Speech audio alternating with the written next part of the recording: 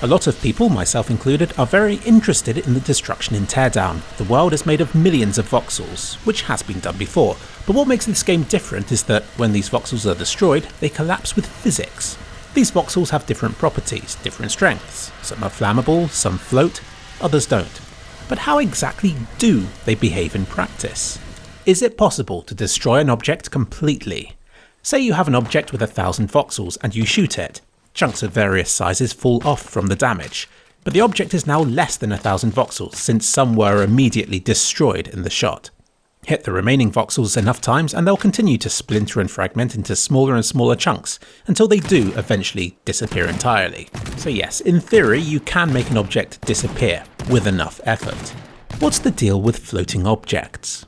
Here's something a few people have been asking about. A structure won't collapse until it is completely detached from everything else. In the real world, you'd expect them to fall sooner than that because clearly gravity would pull the structure down long before it reached this point. And this is something that won't be changing before the game's release. It would require an engine rewrite and would make the game far more CPU intensive than it already is. So how things work in Teardown is as follows. Until they've collapsed, static voxels will not have physics calculations done to them. As he said in this interview, it does actually help with the gameplay since you know exactly when things will collapse. Smaller structures are exceptions to this. Some use special soft connections between parts to make them behave more realistically. Stuff like this wooden watchtower or the pipes will twist and deform as you shoot their supports out. Sometimes larger structures don't collapse even when they are floating, like these pylons here, until you've cut them into smaller pieces, at which point the whole thing will suddenly kick into life and collapse as you'd expect it to. I asked Dennis about this, and he says it's from them not being built correctly, so it's probably a bug rather than an engine limitation. He's hoping to find a solution to this before release, but no promises. I hope a fix is found, because you just know the first thing every player is going to do when they load Teardown up is to try and blow up one of these structures. But even with it in place, it's still a lot of fun to destroy these pylons.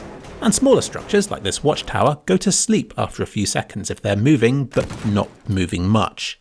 They need an external nudge to wake them up again. So there are a few optimization measures in place to make voxel destruction of this scale possible. And while limitations such as these are always disappointing, you're still given plenty of freedom to destroy as you please. And the most fun things in this game are when the destruction interacts with other things like the fire system, and those things are a joy to behold. Performance in this game. I am running Teardown on a Ryzen 3 700X and a GeForce 2080 Ti, so you'd hope it would run well, and it does. Unless I grossly abuse the game engine, it runs nice and smoothly, even at 1440p, and even then I'm running at about 100 FPS most of the time. I'm hoping to benchmark this game on my other systems, some of which are below the minimum spec, so it will be interesting to see what I can get away with. There are different render qualities which, on lower settings, make the shadows and general ray tracing look a bit noisier, but what will probably help the most is the render scale, which drops the resolution down. I hope to cover these things at a later date, it just doesn't seem worth doing it now when I can already run the game at highest settings.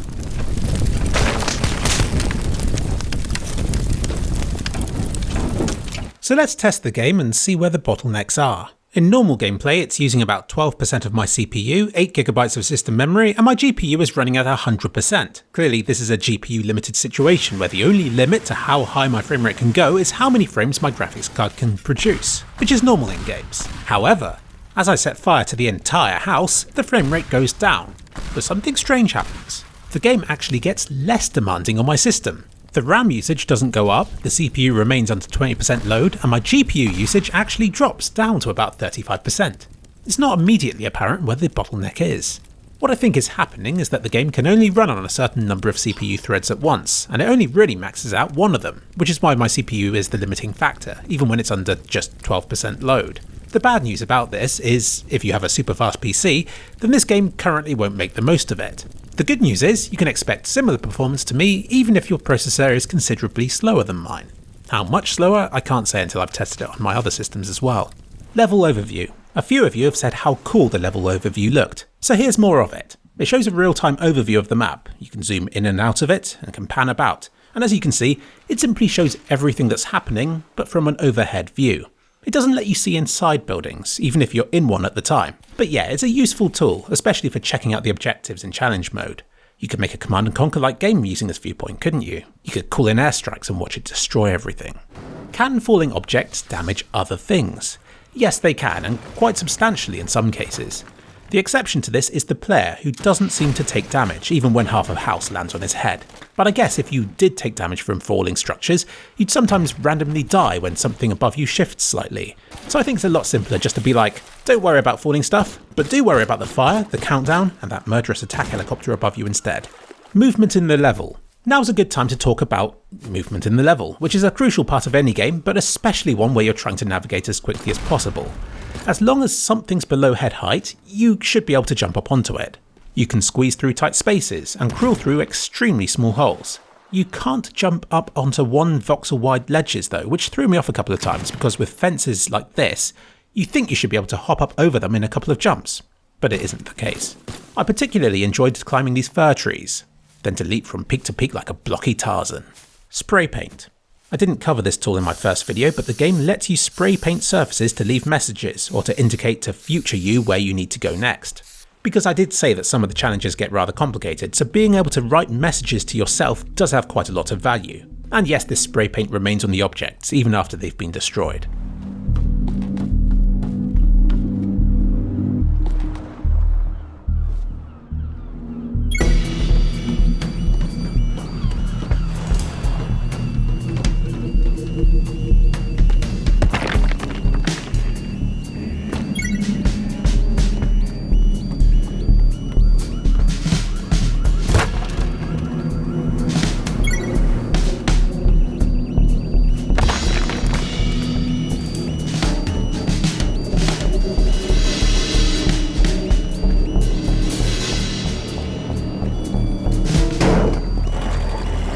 Planks. In a world of destruction, the planks stand out as being the one constructive tool at your disposal.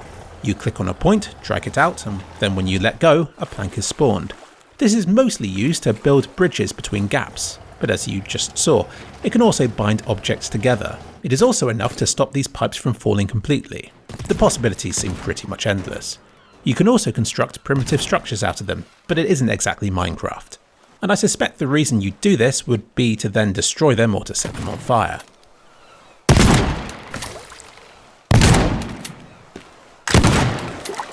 Cable physics. The cables in this level serve more purpose than simply looking cool. It's best I show you just here. I can break off the top and it will be left dangling in the air, held in place by the other posts either side. Now what I can do is to use the plank tool to attach it to a vehicle, and then I can drive it away, turning it into a massive slingshot. Either I cut it loose, or it will eventually gain enough strength to hurl my vehicle back from whence it came.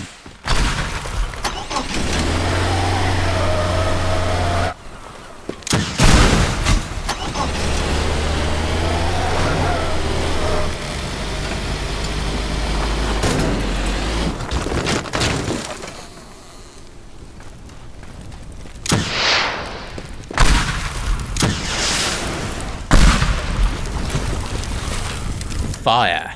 I did not expect the fire in this game to be as much fun as it was. The game doubles up as a burning building simulator, and it was great fun to find the largest wooden house that I could and to start a fire downstairs before either hiding somewhere upstairs or to wait a while and then to try and extinguish it myself. I did notice that after a large building like this had burned, performance tanked, which is odd because you'd think there wasn't a lot left for it to simulate.